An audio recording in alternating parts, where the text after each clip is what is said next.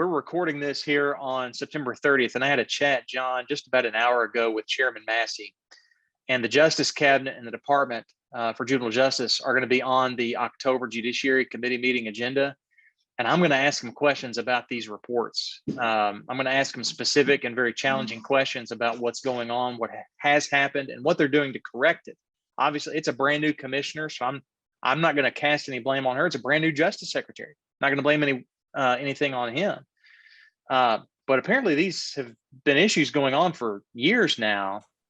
And I mean, based on what you saw my tweet, I'm sure, but when I saw the story, I mean, I'm hoping there are criminal prosecutions that result from this. We're talking about conduct of some of the DJJ staff that sure strikes me as pretty darn criminal.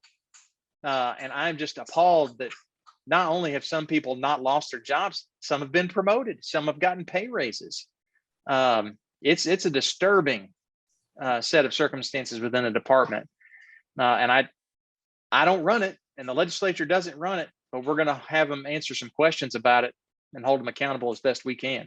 These are your future workers in the juvenile justice space. This is your workforce and the people who want to be aspiring, fill in the blanks, right? They're the people that have an opportunity, the young people who have an opportunity to do great and incredible things for our Commonwealth, to lead our Commonwealth, who will have future testimonies about an incredible life and a change of trajectory for themselves, and be a witness to others that come after them. And they could be positive influences in that regard, or they can be very negative ones. It's up to us to make sure we do that well.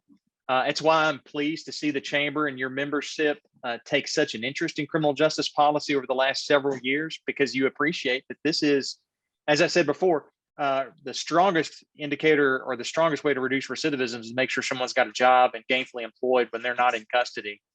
But also to appreciate the importance when we're talking about juveniles, that these are tomorrow's workers and leaders. And I always come back to the same quote, John.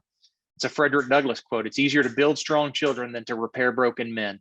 If we're ever going to get it right and make a difference for the good, it's now, when these kids are still kids.